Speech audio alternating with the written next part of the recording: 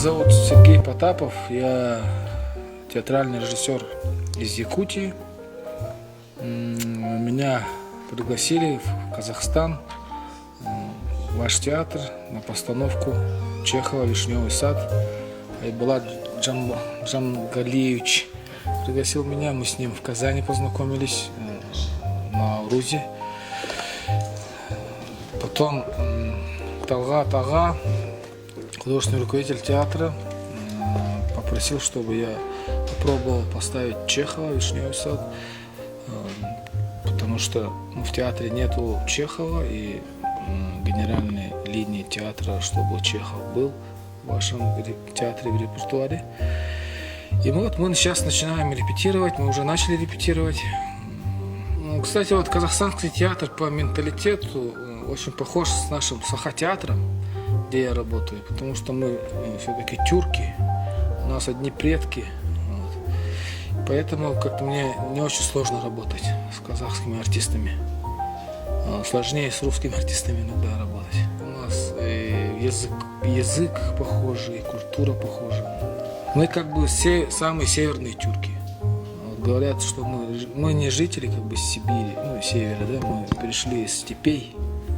Тоже в свое время жили кочевники. У нас до сих пор бог это Тангара, это Тангри.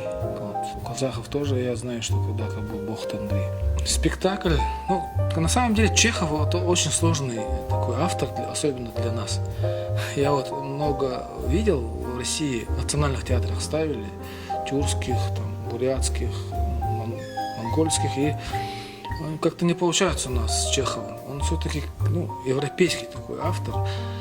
У меня даже один раз был разговор с бывшим министром культуры, когда он мне сказал, что Чехова вообще надо запретить, чтобы азиаты ставили.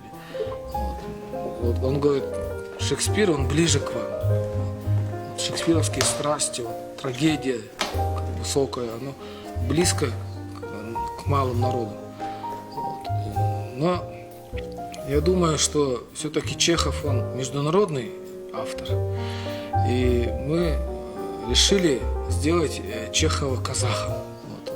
Здесь у нас все персонажи пьесы чеховской будут иметь имена, казахские имена будут.